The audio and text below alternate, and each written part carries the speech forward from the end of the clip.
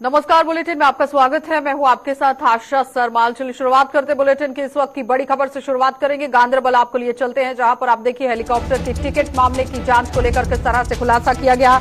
Helicopter ticket ठगी मामले की पुलिस ने अब जांच शुरू कर दी है। गांधरबल के नीलग्रंथ हेलीपैड पर यह मामला सामने आया है, जहां महाराष्ट्र के 45 लोग ठगी के शिकार हुए हैं और सभी की फर्जी यहां हेलीकॉप्टर की टिकटें पाई गई हैं। यानी कि पूरी तरह आप देखिए अमरनाथ यात्रा के हवाले से खबर जो है वो सामने आ रही है, जहां पर हेलीकॉप्टर टिकट मामला भी सामने आया था, जिसमें पुलिस ने जांच शुरू कर दी है। गांधरबल के नीलग्रंथ हेलीपैड का ये पूरा मामला, जहां महाराष्ट्र से लोग यहां पहुंचते हैं, श्रद्धालु यहां पहुंचते हैं, लेकिन 45 लोग ठगी का शिकार हो जाते हैं और बार बार अटकलें ये लगाई जा रही थी कि आखिर जिस तरह से लोगों की तरफ से आरोप लगाए जा रहे हैं उसमें कितनी सच्चाई है। तो पूरी सच्चाई को खंगालने की कोशिश की गई और सभी की यहां हेलीकॉप्टर की जो टिकट्स हैं वो फर्जी पाई गई है। इस वक्त की बड़ी अपडेट गांधरबल से देखने को मिल रही है, जहां पर आप देखिए नीलग्रंथ हेलीकॉप्टर और पूरी तरह से नीलग्रंथ हेलीपैड की अगर बात करें तो यहां पर एक बड़ा मामला सामने आया है, जहां पर हेलीकॉप्टर की जो टिकट्स हैं उसकी ठगी होती हुई नजर आई है। महाराष्ट्र से 45 लोग पहुंचे थे जो फर्जी टिकट का शिकार हुए हैं। साफ टीवी स्क्रीन पर आप देख सकते हैं किस तरह से फर्जी टिकट जो है वो सामने आई है। इसी खबर पर ज्यादा जानकारी के लिए सलीम वानी हमारे साथ जुड़ चुके हैं गांधरबल से। सलीम, आपसे जानना चाहेंगे, एक तरफ आप देखिए अमरनाथ यात्रा शुरू हो चुकी है, दूसरी तरफ यहाँ पर इस बार सौगात दी गई श्रद्धालुओं को कि चॉपर सर्विस जो है वो चलाई गई है, लेकिन हेलीकॉप्टर के साथ जो टिकट्स का मामला है वो अब सामने आ चुका है। किस तरह से पूरी जानकारी?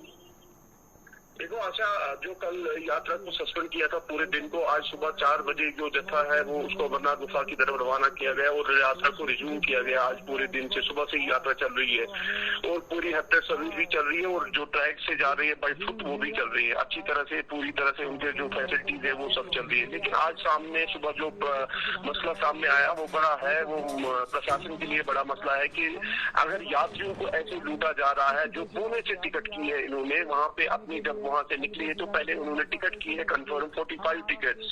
जो जब ये कल यहाँ पे पहुंचे तो आज सुबह इनकी जो टर्न दिखा रहे थे टिकट पर, एज पर टिकट शेड्यूल इनको वहाँ पे बालतल निजार के पास जहाँ से हेक्टर सर्विस चल रही है गुफा की तरफ, तो ये जब काउंटर के पास पहुंचे तो इनको वहाँ पे इनको हेक्टर सर्विस वालों ने बोला कि ये फर्जी टिकट्स है। तो उन्होंने बोला हमको वहाँ पे ऑनलाइन ये कंफर्म भी की थी और हमारी बात भी हुई थी, तो इन्होंने क्लियर किया है कि ये फर्जी टिकट है। तो वो बेचारे फिर मजबूर हो गए, तो उन्होंने हमारे साथ राब्ता किया। तो इनका ये कहना है कि हमारा 45 मेंबर्स का ग्रुप है और हमने पैसे भी बहुत कम साथ लाए थे और इनके पास पैसे भी कम थे। तो जब हमारी बात हुई थी, लेकिन ये बड़ा मसला है कि इस बार जो 8 दिन पहले जो फर्जी मेडिकल सर्टिफिकेट का भी एक घोटाला हुआ था बालतल में, लेकिन उसमें बर्वक्त कार्रवाई की थी गांधरबल पुलिस ने और सोमवार पुलिस ने FIR लॉन्च किया था और कार्रवाई की थी। लेकिन ये मसला है, ये मुझे लगता है कि ये बड़ा मसला होगा, क्योंकि आने वाले दिनों में अभी 1 महीने का वक्त का ये है चलने का यात्रा का 43 दिन तक ये यात्रा चलनी है सलीम। लेकिन अगर इस तरह से घोटाले सामने आ रहे हैं तो एक बहुत बड़ा सवालिया निशान जरूर है और सबसे बड़ा सवाल यहाँ पर यह है कि श्राइन बोर्ड खुद इसे पूरी तरह से देख रही है, लेकिन उसके बावजूद भी अगर इस तरह से घोटाले सामने आए हैं तो क्या कोई कार्यवाही को अंजाम दिया गया, किसी को अरेस्ट किया गया? इस टिकट को लेकर क्या कुछ कार्यवाही और की गई? देखो, ये जो कश्मीर का मसला है नहीं, क्योंकि कश्मीर से ये चीटिंग हुई नहीं है, ये चीटिंग हुई है पुणे से। लेकिन कार्रवाई ये है कि जो पुलिस स्टेशन सोनमर्ग है, जब ये उनके पास, क्योंकि ये कंसर्न पुलिस स्टेशन ही देखता है, तो जो बात भी हुई हमारी हुई ऑफिशियल से, तो यहाँ पे एक 0 टाइप का FIR लॉन्च होगा। या तो ये साइबर क्राइम को भेजा दिया जाएगा, या तो पुणे की जो अथॉरिटीज है या गांधरबल पुलिस उनके साथ टाइप करेगा, लेकिन ये कार्रवाई होगी पुणे से। लेकिन जो साइबर क्राइम का कश्मीर डिवीजन है वो इसमें जरूर इंटरवेंस करेगा। और क्या जम्मू कश्मीर पुलिस ने पुणे पुलिस से कोई संपर्क साधने की कोशिश की कि आखिर ये पूरा मामला क्या है, वहां पर किस तरह से चल रहा है? बिल्कुल, जो बात भी हमारी हुई, क्योंकि सानिया सुबह 7:30-8 बजे हुआ, तो उसी टाइम से जो प्रशासन है, पुलिस है वहाँ का, वो टाइप कर रहे हैं। साइबर क्राइम को भी ये कन्वे किया गया है कि इस तरह मसला हुआ है, सारे लगे हैं, क्योंकि ये बड़ा मसला है कि आने वाले दिनों में मुझे लगता है कि और भी मसले आएंगे कि 45 लोगों को फ्रॉड टिकट्स दिए गए हैं और फ्रॉड टिकट्स के से पुणे से ये आ गए और इनका बड़ा मोराल भी डाउन हो गया, क्योंकि आज इनकी यात्रा भी नहीं हो सकी। अब प्रशासन को चाहिए कि इनके ऊपर कोई, मुझे लगता है कि इंसाफ भी मिलना चाहिए, इनको मदद भी करने की जरूरत है ताकि इनको बेचारों को हेल्प मिलेगी, क्योंकि 45 लोगों को नुकसान, ये बड़ा नुकसान है। इनको पैसे देने की भी जरूरत है और प्रशासन जो शाइन बोर्ड है ऐसे लोगों को हेल्प करने की जरूरत है और बोर्ड को इस टाइम सामने आना चाहिए और ऐसे लोगों को अपने तहवील में लेना चाहिए ताकि इनको ये ना लगे कि हम यहाँ पे ऐसे लगे कि बेचारे मतलब इनके पास कोई हेल्प नहीं है। लेकिन पुलिस इसमें लगी है, सारी गांधरबल पुलिस जो सोनमर्ग का पुलिस स्टेशन है और ट्रांसपोर्ट अथॉरिटी है वो लगे हैं, इसमें बर वक्त कार्रवाई भी होगी और प्रशासन इसमें पूरी कार्रवाई करने की बहुत जरूरत है। सलीम, अगर इसी तरह से लोग ठगी का शिकार होते रहे तो अमरनाथ यात्रा पर इसका सीधा असर पड़ सकता है, क्योंकि हजारों लाखों की तादाद में श्रद्धालु यहां पर पहुंचते हैं और अगर 45 लोगों के साथ इस तरह से ठगी का मामला सामने आया है तो अभी आगे जो रजिस्ट्रेशन हुई हैं, जो बाहर से श्रद्धालु यहां पर पहुंचने वाले हैं या फिर आधार शिविर में इस वक्त पहुंचे हुए हैं, उनके साथ भी बातचीत करने की बहुत जरूरत है कि कहीं वो लोग भी ठगी का शिकार तो नहीं हो रहे हैं। बहुत बहुत धन्यवाद सलीम जुड़ने के लिए। तो फिलहाल आपने देखा कि सलीम वानी ने हमारे साथ गांधरबल से ज्वाइन किया था, जो बता रहे हैं कि किस तरह से ये 45 लोग ठगी का शिकार हुए हैं और पुणे के अंदर ये पूरी ठगी हुई है, जहां पर अब आप देखिए साइबर क्राइम को तो ये पूरा मामला दिया गया है और उसके साथ साथ आप ये भी समझिए कि अगर इसी तरह से ठगी के मामले और ज्यादा सामने आते हैं तो चिंता का विषय जरूर बन सकता है, क्योंकि साल में एक बार अमरनाथ यात्रा होती है और यात्रा के दौरान अगर इस तरह से ठगी होती है तो जाहिर तरीके से सवालिया निशान जरूर उठ रहा है। तो इस पर गौर फरमाने की जरूरत है, ध्यान देने की जरूरत है एलजी प्रशासन को भी। आगे बढ़ जाएंगे, अब आपको सांबा लिए चलेंगे और सांबा से भी आपको दिखा देते हैं किस तरह से ड्रोन का मामला देखने को मिला। सांबा में आईबी पर एक बार फिर से संदिग्ध ड्रोन देखा गया है। स्थानीय लोगों की सूचना के बाद यहां सुरक्षा बल मौके पर पहुंचे हैं और सुरक्षा बलों ने सीमावर्ती क्षेत्रों में तलाशी अभियान चला दिया है। इस वक्त की बड़ी अपडेट, लगातार आप देखिए सुरक्षा बलों ने सीमावर्ती क्षेत्रों में किस तरह से कमर कस ली है और स्थानीय लोगों की सूचना के बाद मौके पर पहुंचे हुए सुरक्षा बल किस तरह से काम कर रहे हैं वो भी आपके सामने। लेकिन इस वक्त सवाल यहां पर यह है कि अमरनाथ यात्रा चल रही है और पाकिस्तान हर वक्त यहां पाकिस्तान की तरफ से जो संदिग्ध गतिविधियां करने की कोशिश होती है वो भी हर कोई जानता है, वाकिफ है उससे। लेकिन सांबा में एक बार फिर से संदिग्ध ड्रोन देखा गया है और स्थानीय लोगों की सूचना के बाद ही सुरक्षा बल मौके पर पहुंचे और पूरे इलाके के चप्पे चप्पे को खंगालने की कोशिश। साफ तस्वीरों में आप देखिए किस तरह से सर्च ऑपरेशन वहां पर चला दिया गया, तलाशी अभियान वहां पर चला दिया गया है और सीमावर्ती क्षेत्रों में अब निगरानी करने की कोशिश की गई है। ड्रोन की मदद से भी निगरानी हो रही है, लेकिन एक बड़ा सवाल कि किस तरह से यहां पर आईबी पर एक बार फिर से ड्रोन देखा गया है। एक बड़ी घटना को अंजाम देने की कोशिश हो सकती है, लेकिन कहीं ना कहीं वो विफल जरूर हुई है। यहां पर मुस्तैदी और ज्यादा बढ़ाने की कोशिश करने की जरूरत है। जाहिर तौर पर ग्राउंड पर आप देखिए स्थानीय लोगों की पूरी तरह से जो एक इंक्वायरी है या फिर जिस तरह से उन्होंने बात सामने रखी है उसके बाद सुरक्षा बल जो है वो हरकत में आते हैं और पूरे इलाके को खंगालने की कोशिश की जाती है, जहां पर तलाशी अभियान चलाया गया। ऋषि खजूरिया ने हमारे साथ ज्वाइन किया। ऋषि, आपसे जानना चाहेंगे, एक तरफ आप देखिए अमरनाथ यात्रा चल रही है और दूसरी तरफ आईबी पर इस तरह से ड्रोन की हरकत एक बार फिर से देखना चिंता का विषय। बिल्कुल आशा, आपको बता दें कि जिस तरह से एक बार फिर से संदिग्ध ड्रोन एक्टिविटी देखी गई है एक स्थानीय व्यक्ति द्वारा अंतर्राष्ट्रीय सीमा के इलाके में, और ये पूरी घटना जो सामने आई ये लगभग 8:30-9 बजे के आसपास की घटना है रात की। और उसके बाद उस स्थानीय व्यक्ति ने सुरक्षा बलों के साथ संपर्क किया और पूरी इतला दी इस ड्रोन मूवमेंट को लेकर। जो स्पॉट होता है वो उसने खुद देखा है और उसके बाद जब सुरक्षा बलों ने भी देर रात को यहाँ पर बताया जा रहा है कि इलाके में सर्च ऑपरेशन चलाया, लेकिन आज बड़े पैमाने पर सुबह से यहाँ पर सर्च ऑपरेशन चलाया जा रहा है और पूरा इलाका खंगाला जा रहा है कि कहीं कोई ड्रोन की ड्रॉपिंग तो नहीं हुई है, क्योंकि देखा जा रहा है कि कहीं हथियारों की ड्रॉपिंग या फिर ड्रग्स की ड्रॉपिंग, ये दो चीजें जो वो पॉसिबल हो सकती है, लेकिन अभी तक ऐसी कोई चीज सुरक्षा बलों के हाथ नहीं लगी है। जिस तरह से सुरक्षा बल लगातार सुबह से ये सर्च ऑपरेशन चला रहे हैं। ये जो इलाका जो आपको बता रहा हूं कि मंगूचक का इलाका, सारथी कला का इलाका, बब्बर नाला जो एक पुराना इन्फिल्ट्रेशन रूट माना जाता है और यहां से पहले भी हथियारों की खेप जो बरामद हो चुकी है, तो उसी इलाके में ये सर्च ऑपरेशन चलाया गया है। हालांकि कोई भी अभी इसमें वस्तु कोई ऐसी रिकवर नहीं हुई है, लेकिन अगर ऑफिशियल जानकारी को लेकर बात करें तो ना तो बीएसएफ अभी इसकी पुष्टि कर रही है और ना ही पुलिस इसकी पुष्टि कर रही है कि ड्रोन यहां पर मूवमेंट स्पॉट हुई है।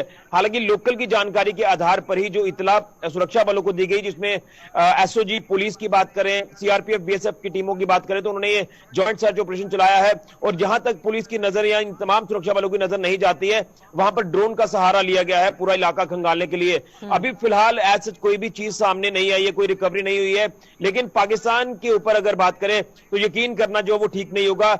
चाहे अभी हम देख रहे हैं कि सीज फायर का जो समझौता है वो चल रहा है, लेकिन इसके बीच भी कई बार अटेम्प्ट ऐसी हो चुकी हैं।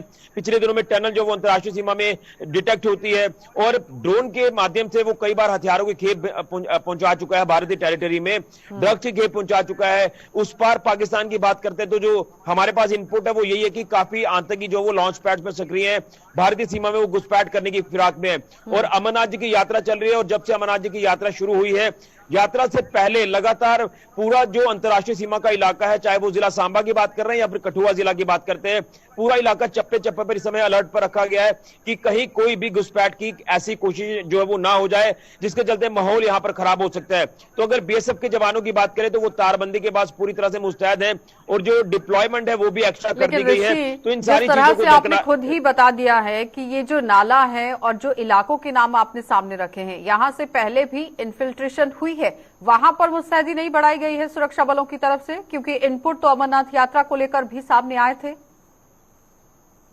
देखिए बिल्कुल, अगर मैं नालों की बात करूं तो इस बार जो बरसात इस समय शुरू हुई है तो नालों के आसपास जो चौकियां बनाई गई है वहां पर पूरी तरह से नजर जो वो हमारे जवानों की है। लेकिन रात के अंधेरे का फायदा कई बार आपने देखा कि चौकसी होते हुए भी ये जो शरारती तत्व हैं, जो आतंकवादी निकल जाते हैं। लेकिन अभी इसकी पुष्टि इसलिए नहीं की जा रही क्योंकि जिस व्यक्ति ने इस ड्रोन को देखा है तो वो ये कहता है कि मैंने आसमान में ब्लिंकिंग लाइट देखी है, उसके बाद ये पूरी इतला जो वो सुरक्षा बलों को दी जाती है। और यह भी कहा जा रहा है कि जब वापसी पर ड्रोन वो वापस चला जाता है पाकिस्तान की तरफ तो वो 2 ड्रोन देखे गए हैं। इस तरह की जानकारी मिल रही है। बीएसएफ इसको कोड नहीं कर रही, अभी कोई ऑफिशियल पुष्टि इसको लेकर नहीं कर रही। लेकिन देखना यह है कि जो सर्च ऑपरेशन चलाया गया है तो अभी क्या कुछ इसमें और जानकारी सामने आती है। लेकिन आज अभी कुछ देर पहले जो हमें अपडेट मिली है कि सर्च ऑपरेशन को कॉल्ड ऑफ कर दिया गया है, लेकिन डिप्लॉयमेंट सिक्योरिटी फोर्सेस की अभी भी स्टिल आप वहां पर देख सकते हैं। क्योंकि मैं आपको बता रहा हूं कि जहां पर नजर नहीं जा रही वहां पर ड्रोन का सहारा जो है वो हमारे सुरक्षा बल ले रहे हैं। इसलिए किसी तरह का कोई रिस्क नहीं लिया जाएगा, हर रिस्क को कवर करना है और यात्रा में किसी तरह का खलल ना डले। और खासतौर पर अगर हाईवे की सिक्योरिटी को लेकर बात करते हैं तो लखनपुर प्रवेश द्वार से लेकर घाटी तक तमाम जितने भी नाका पॉइंट्स हैं उनको ऑलरेडी पहले से ही अलर्ट मोड पर रखा हुआ है। तो ये चैलेंज, एक चुनौती यही है कि अंतर्राष्ट्रीय सीमा से ही घुसपैठ होती है तो यहीं से जो आतंकवादी हैं वो घुसपैठ कर सकते हैं। इसको लेकर लगातार सर्विलेंस पर रखा हुआ है, पूरा सिक्योरिटी ग्रिड इस समय मजबूत है।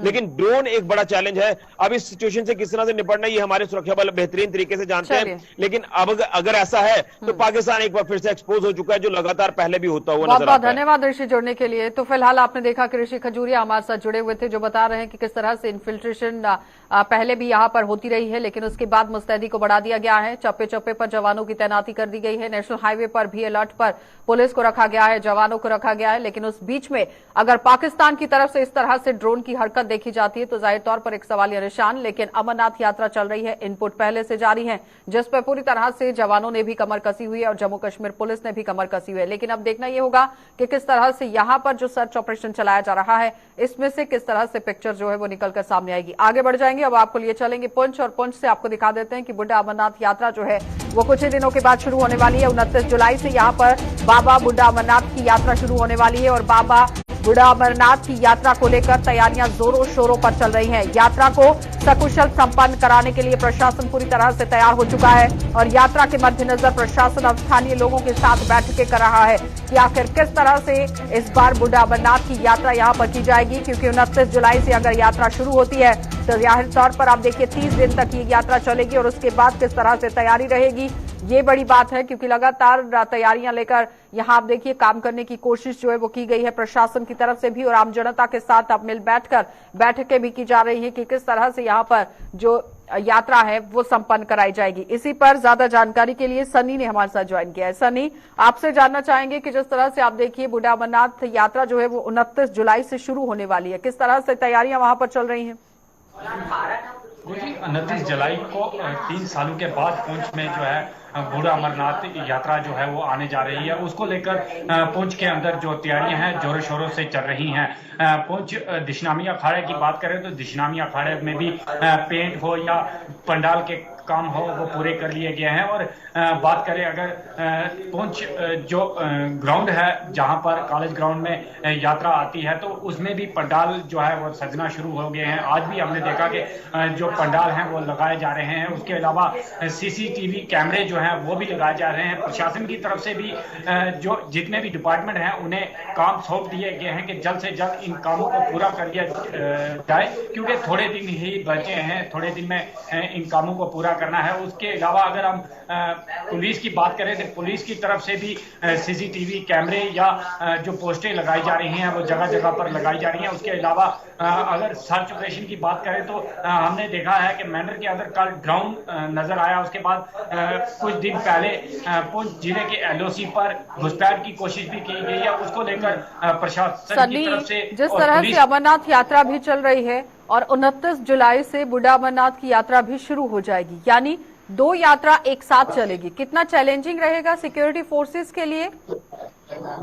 चैलेंज तो रहेगा गुरुजी, क्योंकि एक तरफ देखा जा रहा है कि पुंछ के अंदर घुसपैठ की कोशिश भी की गई है, पर पुलिस और सेना की तरफ से जगह जगह पर जो है वो सर्च ऑपरेशन इन दिनों में चलाया जा रहा है। हमारे मेंढर का इलाका हो, पुंछ का हो, मंडी का हो, सुरमकोट का इलाका हो या बीजी का इलाका हो, इस पूरे इलाके से जहां से यात्रा सुबह निकल कर आएगी उस पूरे इलाके में जो है सर्च ऑपरेशन लगातार पिछले कई दिनों से चल रहे हैं गुरुजी। और उसके साथ जब आम लोगों के साथ बैठकें की जा रही है वहां पर क्या मंथन हो रहा है? जी गुरुजी, पिछले कई दिनों से प्रशासन लोगों के साथ भी मीटिंग कर रहा है। जिस तरह बूढ़ा अमरनाथ मंडी में लोगों से बातचीत जो है वो मीटिंग के दौरान की गई। उसके अलावा पुंछ सिटीजन जो हैं उनके साथ या मौलाना हजरात हैं या हमारे जो पंडित हैं या सिख बिरादरी के जो लोग हैं उनसे जो मीटिंग जो यात्रा को सफल बनाने के लिए की जा रही है। लोगों से ये कल हमने देखा था कि लमेड़ी के महाराज जो हैं 30 साल के बाद जो वो भी पुंछ आने जा रहे हैं। भव्य स्वागत जो है इस बार बूढ़ा अमरनाथ यात्रा का जो है पुंछ में किया जा रहा है। चलिए सनी, बहुत बहुत धन्यवाद जुड़ने के लिए। तो फिलहाल आपने देखा कि सनी हमारे साथ जुड़े हुए थे जो बता रहे हैं कि बूढ़ा अमरनाथ को लेकर किस तरह से तैयारियां जोरों शोरों पर चल रही हैं। लेकिन इस बीच में आप देखिए 29 जुलाई को ये यात्रा शुरू हो जाएगी और हिंदू बजरंग दल की तरफ से यहाँ पर इस पूरी यात्रा में काम भी किया जाएगा। और साथ ही साथ आपको ये बताते चले कि प्रशासन ने भी कमर पूरी तरह से कस ली है और पिछले 2 सालों से ये यात्रा नहीं हुई थी क्योंकि कोविड के दौरान इस पूरी यात्रा को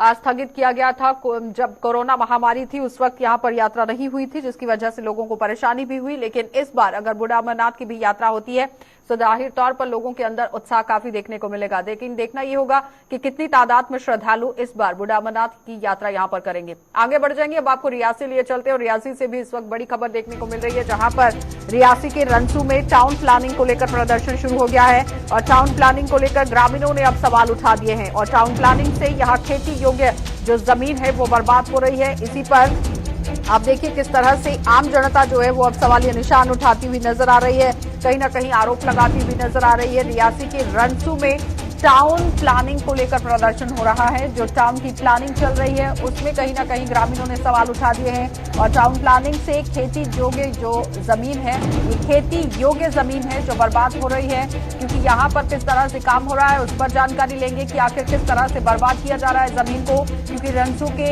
इलाके की ये खबर है जहाँ टाउन प्लानिंग चल रही है लेकिन टाउन प्लानिंग के दौरान ग्रामीणों में किस तरह से आक्रोश है, आज धरना प्रदर्शन करने की कोशिश और उस बीच में किस तरह से हालात जो है वो रियासी के अंदर बन रहे हैं वो जानकारी लेंगे। लेकिन आप देखिए कि एक तरफ अगर टाउन प्लानिंग चल रही है तो इसका सीधा फायदा आम जनता को होगा, लेकिन आम जनता ही आरोप लगाती हुई नजर आ रही है। आखिर उनका क्या कुछ कहना था, किस तरह से टाउन की प्लानिंग होनी चाहिए थी, इसी पर बातचीत करने के लिए हमारे संवाददाता संजीव प्राशर हमारे साथ जुड़ चुके हैं। संजीव, सबसे पहले तो आपसे ये जानना चाहेंगे कि आज जिस तरह से प्रदर्शन चल रहा है टाउन प्लानिंग को लेकर, क्या चाहती है आखिर वहां पर जनता? जी आशा जी, अगर मैं बात करूं तो जिस तरह से वहां पे टाउन प्लानिंग का मसला चल रहा है लोगों में काफी जो डर है। जहां पे अगर डेवलपमेंट होती है टाउन प्लानिंग में जो एरिया आता है तो उसके साथ जो वहां के स्थानीय लोग हैं उनका काफी नुकसान होगा। देखा जाए वहां पे जिस तरह से कोटला, गुलजार, संगड़ इत्यादि जो इलाके हैं उसके पास में रंसू के साथ में लगने वाले वहां के जो लोग हैं वो वहां पे ही खेती बाड़ी पे निर्भर करते हैं क्योंकि जहां पे वो रहते हैं वो पहाड़ी क्षेत्र है।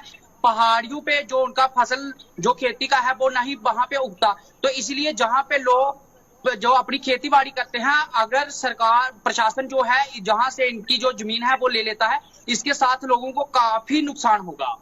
लेकिन संजीव, अगर विकास की राह पर चलना है तो टाउन की प्लानिंग करना बहुत जरूरी है और उसका फायदा भी आम जनता को होगा। आपको नहीं लगता कि बीच का रास्ता निकालकर काम करने की जरूरत है प्रशासन और आम जनता को?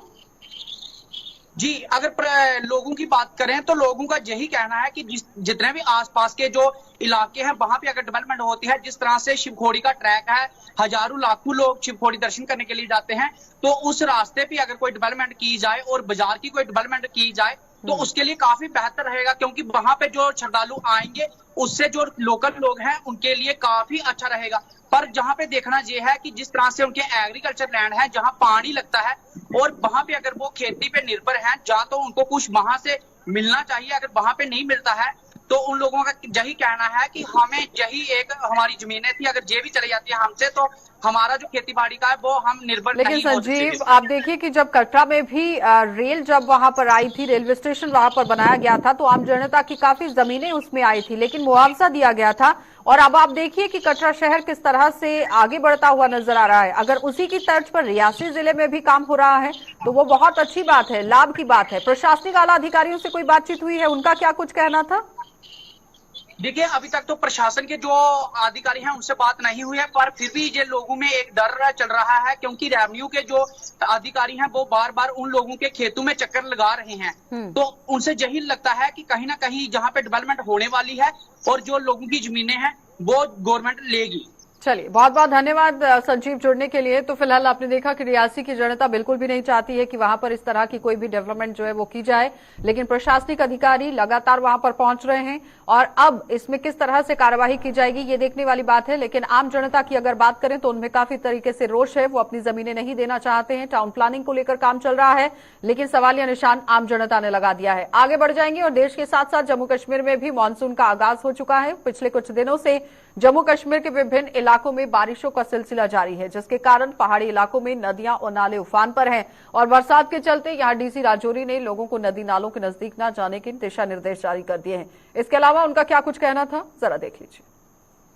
जम्मू कश्मीर के साथ साथ खिताई पीर पंजाल में लगातार हो रही बारिशों के बाद जिला इंतजामिया की तरफ से कई एडवाइजरियां लोगों के लिए जारी की गई। किस तरह की एडवाइजरियां और किस तरह की तैयारियां जिला इंतजामिया को इन हालात को लेकर इनसे बात करने के लिए हमारे साथ जिला तरक्यात कमिश्नर राजौरी विकास कुंदन जी इनसे जानेंगे। सर, आपकी तरफ से किस तरह की एडवाइजरियां जारी की गई हैं जो बारिशों का सिलसिला लगातार जारी है? जी, जैसे मैं आपको बताता चलूँ कि राजौरी डिस्ट्रिक्ट एक ऐसा डिस्ट्रिक्ट है, यहाँ पे बहुत सारे नाले कसियाँ हैं, जैसे कि धराली नाला, थाना मंडी नाला, सुखताव नदी, सोलकी नाला, सारे जो आपने अंश नाला, जितने भी जोरी के जो टाउन्स हैं, इंपॉर्टेंट टाउन्स हैं, वो नालों के आसपास बसे हुए हैं। सो अब ये एक रीजन माउंटेनियस रीजन भी है, यहाँ बहुत सारी बारिश होती है और जैसा कि यहाँ बारिशें मिड जुलाई से शुरू होकर लेट सितंबर तक चलती हैं और रेनफॉल काफ़ी ज़्यादा मात्रा में होता है, जिससे इन नालों में जो कि आमतौर पे एक सिंपल फ्लो जिनमें रहता है, लेकिन सडनली फ्लैश फ्लड उनमें इन बारिशों के कारण आ जाते हैं।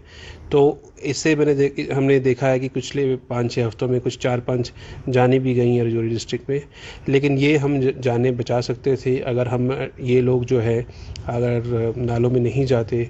तो इसीलिए हमने एक एडवाइज़री जारी की है, जैसे हम लोगों के अंदर ये मैसेज पहुंचा रहे हैं कि बेशक नाले में पानी का फ़्लो कम हो, लेकिन सडनली वो पानी का फ़्लो बहुत जल्दी बढ़ जाता है, जिसे हम फ्लैश फ्लड्स कहते हैं। अगर हायर रीचेस में बारिशें हों तो वो पानी बहुत जल्दी नीचे आता है और जो लोग अपने आम जो काम है, चाहे जानवरों को लेके पानी में गए हों या कुछ अपने बर्तन धोने या अपने कपड़े धोने के लिए गए हों, वो उस पानी के बहाव में फंस जाते हैं और आमतौर में वो बह जाते हैं और उनकी जानें भी हमारी जो काफ़ी जो है खो जाती है। इसीलिए हमने एडवाइज़री जारी की है। हमने अपने तहसीलदार साहब को, नायब तहसीलदार साहिबान को बोला है कि वो हमारे लंबरदार जो चौकीदार हैं उनको बताएं कि लोगों को उस एरियाज़ में ना जाने दें, और अगर सामने देखने में लग रहा है कि कोई पानी का फ़्लो कम है तब भी वो लोगों को बोलें कि इस मौसम में नालों के अंदर, डीप नालों में नहीं जाएं, क्योंकि फ्लैश फ्लड इतनी जल्दी आते हैं कि वो उसके अंदर फंस जाते हैं और रेस्क्यू का हमारे पास कोई टाइम नहीं होता है। सिमिलरली हमने SDRF के टीम को भी, हमने जो हमारे कंपोनेंट है यहाँ डिस्ट्रिक्ट में, उसको भी एक्टिवेट किया हुआ है। हमारा EOC का कंट्रोल रूम है, हमने उसे भी एक्टिवेट किया हुआ है। और हम जो है आर्मी पुलिस और साथ बाकी जो एजेंसीज का कॉन्स्टेंट टच में रहते हैं, ताकि हम कोऑर्डिनेशन के साथ अगर कोई नालों में फंस जाए तो हमें उसे खतरे से बाहर निकाल सकें। सर, जिस तरह देखा जाता है राजौरी में हर बार काफ़ी बारिशों के बाद, क्योंकि एक बड़ी आबादी जो है नदी नालों के किनारे पे रहती है, अगर ऐसे हालात बन जाएंगे, इन लोगों को शिफ्ट करने की ज़रूरत पड़ी, उसके लिए इंतज़ामिया की तरफ से किस तरह की तैयारियाँ की गई? जी, मैंने आपको जैसे बताया कि ऐसे जो रीजन्स हैं बहुत कम हैं कि जिसमें हमें शिफ्ट करने की ज़रूरत पड़े। लोग खतरे के जो निशान हैं, HFL जिसे हम कहते हैं, हाईएस्ट फ्लो लेवल, उससे दूर ही रहते हैं। लेकिन कुछ लोग अपने कामों के लिए जो बीच में जाते हैं, तो उसके लिए हमें इवैक्यूएशन के मास इवैक्यूएशन की ज़रूरत नहीं है। लेकिन कुछ घर ऐसे हैं जो बिल्कुल ही हिस्टोरिकली बीच में हैं, मतलब कि नालों के बीच में, उनकी इवैक्यूएशन के लिए हमारे पास स्कूल है, हमारे पास कुछ गवर्नमेंट बिल्डिंग्स हैं जिसके अंदर हम ज़रूरत पड़ने पर उनको शिफ्ट करके सेफ्टी मिला सकते हैं। Thank you sir. इसे हमारे साथ जिला तरक्यात कमिश्नर राजौरी, जिनकी तरफ से आपने सुना होगा कि हालिया दिनों में शुरू हुई बारिशों के बाद जिस तरह के हालात पैदा हुए, उसको लेकर एडवाइजरियाँ ज़रूर जारी की गई। मैं लोगों से भी फिर एक बार अपील की गई है कि वो नदी नालों की तरफ इस मौसम में रुख ना करें, क्योंकि बरसात का मौसम शुरू हो जाए, पहाड़ी इलाकों में लगातार बारिश का सिलसिला भी जारी है। राहुल सोदन के साथ जमशेद मलिक, गुलिस्तान न्यूज़, राजौरी। बाबा अमरनाथ की पवित्र गुफा के पास आई हुई प्राकृतिक आपदा के बावजूद यहां यात्रा पर रवाना होने वाले शिव भक्तों में कोई डर खौफ देखा नहीं जा रहा है। जम्मू में श्री अमरनाथ जी की यात्रा के भगवती नगर स्थित आधार शिविर में शिव भक्तों का उत्साह देखते ही बन रहा है। आज जम्मू के भगवती नगर आधार शिविर से बाबा बर्फानी के लिए श्रद्धालुओं का 17वां जो जत्था है वो कश्मीर में बने हुए आधार शिविरों के लिए रवाना हुआ। भगवती नगर आधार शिविर से कश्मीर के लिए रवाना हुए श्रद्धालुओं ने बाबा बर्फानी का जयकारा लगाते हुए भोलेनाथ से देश दुनिया में सुख शांति लाने की प्रार्थना की है। वहीं उन्होंने सुरक्षा व्यवस्था को लेकर कहा कि श्रद्धालुओं की सुविधा के लिए यहां पर हर प्रकार के इंतजाम किए गए हैं। जिला गुरदासपुर से आए हैं और हमको यहाँ आकर बहुत अच्छा लगा और सिक्योरिटी का इंतजाम भी बहुत अच्छा है और लोगों में भोले बाबा के दर्शन करने के लिए बहुत उत्साह है उसमें और हम चाहते हैं कि हमारी ये यात्रा बहुत सफल हो। कई साल हो गए मेरे को आते हुए, 20 साल हो गए हमारी संस्था को यहाँ भंडारा लगाते हुए जी, 20-25 साल। बहुत बढ़िया जी, बहुत बढ़िया जी, बहुत बढ़िया सर, बहुत कोई किसी चीज की कोई कमी नहीं है सर। सभी को बोले शंकर पे दर्शन करने आना चाहिए, हमेशा आना चाहिए और उनका इस्तीफा देना चाहिए।